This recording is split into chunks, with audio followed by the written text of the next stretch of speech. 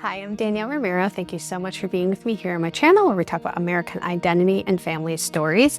And if you are looking for Melungeon ancestry, or if you have no idea what a Melungeon even is, this video is for you either way. If you have last names in your family tree like Collins or Goins or Mullins or Adkins or Minor or Freeman or about 30 more, which I'm going to be sharing with you, you're probably going to find something strange in your family tree. Your ancestors might appear in one county listed as a free person of color, then they disappear.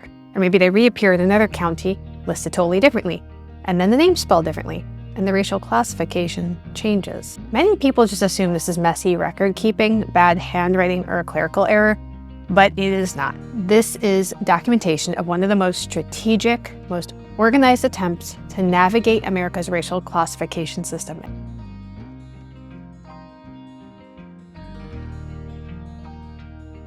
I am going to actually take you over to a website today called Melungeon Roots, and it's run by two really great girls, amazing girls, Jess and Heather, and a whole host of other people. But I want to actually take you through an article that Jess has posted about clues that you might have Melungeon heritage. So we're going to jump over there in just a second. But before we do that, come join me over at Patreon at patreon.com/NYTN. A lot of my videos like this end up getting flagged by YouTube for, I don't know, inappropriate content, which is ridiculous. But if you would like to stick with me, support the work I'm doing, I'd love to have you over there. You can also send me a coffee for my late night research. It's late right now in Nashville, and the coffees that you guys send keep me alive. Otherwise, let's hop over to the Melungeon Roots website. This website is amazing, and you can see Jess wrote this article in August, and it says clues you could have Melungeon ancestry, and I just thought this was so well done. Nice to have recent stuff, right? So we're going to go through this together. Who are Melungeons, first of all? And she says that the word Melungeon was first recorded in the minutes of Stony Creek Baptist Church in 1813 in Scott County, Virginia. And this term was most likely used to describe people of mixed heritage long before it was written down. So people kind of have disagreed. We've done videos like this on my channel about what were the backgrounds. But basically the Melungeons were racial isolates. People are in these isolated pockets and they're mixed, but they're kind of staying together mixed. And it created this unique cluster group. Part of this family story is that there's a couple last names that are typical Melungeon or Redbone last names that I have in my family tree. And that was kind of like my first clue. So if you're not sure if you have Melungeon ancestry and you have family from Tennessee, Virginia, North Carolina, South Carolina, Kentucky, Ohio, even West Virginia, check these lists out, compare it to your family tree. I think there is a lot hiding in our family stories that was supposed to stay hidden, at least for a while. But now is the time to get it brought to light. So let's look at these. And I'm not going to read all of these to you, but I will link to this so you can see it. You can see that there are just certain last names that just kind of come up a lot. I did a video on the brass ankles. You can see the Goins last name, Chavis. These are last names in my family, but the Goins are also the Goings, Goin. The issue is a lot of times the spelling changes, right? If people can't read, like it's messy or whatever. And so you may see a similar spelling of a last name and want to write it off. Like over here, you see Gibson and Gibson. It's like, you know, these are the same families, right? So this is amazing. And you see the crossover. And I think this is a thing that's really important to me. And my research is just the interconnectivity of these groups. So we have Melungeon, right? We have, the brass ankles, red bones, even the Lumbee are here, Powhatan Indians. There's so much crossover. So this is super cool. And I will link to this so you can see it. Now, another hint, if you think you might have Melungeon heritage, is where'd your family live? So she writes here, historically, Melungeons lived in the Cumberland Gap region of the Appalachian Mountains. So it's Northwest Tennessee, Southeast Virginia, Western North Carolina, Eastern Kentucky. I'll tell you, my family ended up leaving Virginia and heading to Louisiana. And so that migration kind of created the Redbone group in Louisiana, but you're more than likely to have ancestors kind of start from this location. What about the ancestry part? So a lot of times in the documents, you're going to see things like free person of color, FPC, B for black, M mulatto, I for Indian, even white. You know, I have records in my family tree where people literally, the same person was census as black, as mulatto, and white, and back and forth like that. I think is a really good clue that there's more to the story. So that's the record side, but we also, the DNA test is super helpful. And like she says here, I agree, Jess says, you can't take a DNA test and get Melungeon results. Now, they may end up giving you Melungeon communities at some point because I have gotten Creoles of color communities on my DNA test. So it'll give you your breakdown, but then it'll tell you like really strong community connections that your DNA connects to. So that may happen, which would be really cool. But she was saying, if you look at the timeline on 23andMe, you may see more insight to kind of see, okay, so, around 1800s, you may have had an ancestor that had, mostly Nigerian background or something like that. And that's pretty typical of people with Melungeon heritage. Also the Turkish Middle Eastern, I have also had that show up. It was really surprising to see that. And it was on my mom's side, so I know that it was coming from the Melungeon side, but it had a lot of Turkish. And it was like, what the heck is this? And it fit right in. Other clues that you may have Melungeon heritage. So if anybody in your family or elders in your family have passed down stories, she wrote, Native American ancestry, that can typically be a clue. And I think especially in the South, there are a lot of people that have that like Cherokee princess story. That part might not be real, but this might. That's worth going down a rabbit trail, especially when you look at the body of evidence. If you maybe have a couple of these last names or your family lived in these locations and you have this oral history. And I loved that she said this. If you have Melungeon heritage, you probably have some pretty serious brick walls in your research. And you have to take some different approaches to triangulate because remembering the context, the historical context, we've done videos on the context. These are people who are trying to survive in a world that literally wants you to be black or white, and they were neither. And so, they're migrating a lot. Their names may change. You have all different kinds of things happening. And so the paper trail can get kind of muddy. And so we can't rely just on those records. Sometimes we have to kind of expand the way that we're looking at them. But that's also a hint that you're on the right path, if that makes sense.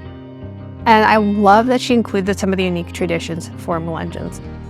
So, she's got the grave houses, some other things that are like, oh, my family had that. Like, I remember seeing that growing up, or my grandma talked about it. Like, that's another clue for you that you may have this heritage. Jess just covered this so well. Jess, thank you. This is amazing. But she says another tip is looking at people's given names, so like their first name. And she pointed this out, and it was organized so well. A lot of names of Hebrew origin, so you might have like a lot of Elijahs or Shadrachs or Hezekiahs or Levi's or Abrahams, things like that. But she's pointed out there's a strong connection between Melungeons and Sephardic Jews. A lot of L names, Lucinda, Luther, Lavinia, Louisa, Lula, Logan, and surnames that are given names, if that makes sense. Your first name could be Shepherd, right? Shepherd Collins. Also the virtue names, you could have the names like Patience, Charity, and some of this I think is overlapped with the time, but again, we're looking at the body of evidence. If you're trying to figure out your heritage, you have kind of a confusing line in your family, and you're checking off most of these boxes, there's a good chance that you have Melungeon heritage. And we talked about this already, but like just the frequent migration, Melungeon families did move a lot. And like I said, my family from Virginia to no man's land, which was between Louisiana and Texas, for legal reasons. They were being pushed out. There was a law in Virginia, 1806, that basically said if you had been enslaved and you don't leave the state within that year, you were at risk of becoming enslaved again. So there was a big exodus all the way down to Louisiana, a lot of migrations. So I think if you're not finding your family where you expect, sometimes we have to really broaden to take in the historical context. I mean, who would have thought people would be going from Virginia to Louisiana in the 1800s like that? That's what happened. Now the appearance, I feel like this is the part everybody likes. It's the most interesting. So the appearance is interesting because I think this goes for a lot of multi-generationally mixed families. So, and this is true of even my own kids, because my husband is multi-generationally mixed as well. So his mom's family is British, but his dad's family has Puerto Rican and Mexican heritage, which Puerto Rican is very similar to my Creole heritage. And so our kids came out very different. Like we have 3 kids and 2 of them are tan. One of them is pretty tan. One of them is really tan. The other one's much more fair, but like you see that a lot in families. Even like some people have much lighter eyes and darker. Like the kids don't all come out looking the same. There are a lot of families, like I will notice, the kids just kind of all look the same.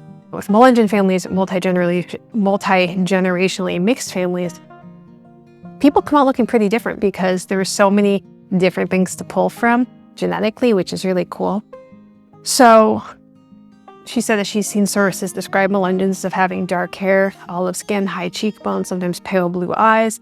Obviously not one size fits all, but I think even just seeing the differences, if your family has like family members that just look so different from each other, I think that could be a really good clue. And she also talks a little bit about endogamy and intermarriage. I've heard somebody say this, where your family tree is kind of like a wreath. It's not like a tree, so it's like the family's just staying so close-knit. And part of that has to do with just being so isolated. You know, when you're so isolated, there's not that many people to pick from. Like you can't swipe right or left, right? You really can look, you know, left or right. Who are my neighbors? That's your choice for marrying. And so that is a good clue as well. And lastly, I've done videos on this as well, traits and conditions. So there are certain traits that are attributed to Melungeon descendants. Doesn't mean everybody has them. The Melungeon bump, hypermobility, shovel teeth, some diseases and disorders she writes. It's interesting. I did a video on shovel teeth because I have it, and I only found out because my dentist asked me about it. And I can link to that, but shovel teeth are basically, they're really a Native American trait, but like your teeth are just, I didn't know that people's teeth just like went straight back, I guess, on the inside of your mouth. Like if you run your tongue along the inside of your teeth, my teeth kind of like curve like that. I thought that, I mean, I don't know what other people's teeth feel like, right? But apparently that is called shovel teeth. The Melungeon bump is like this Anatolian bump kind of here at the base of the skull that some people have. Hypermobility. All of my kids have hypermobility, which is a blessing and a curse. It can cause problems later on, but that can be another, you know, looking at the body of work. If you have that in your family, you could have Melungeon heritage. And there's other things, flat feet. I have flat feet. I don't think that necessarily, again, means like, oh, I have flat feet, I'm Melungeon, but like you're kind of looking at the body of evidence, all these clues in your family story. And I just think it's super fascinating. I think she just did such a great job. I would love to send you over to their website, Melungeon Roots, and so much information. And then let me know if you'd like me to do some deep dives on the family names. I was thinking about, I've done videos on the Goins family, my Goins family, but I was thinking about doing a couple more and kind of diving into that. So let me know what you think. Otherwise, we'll talk soon.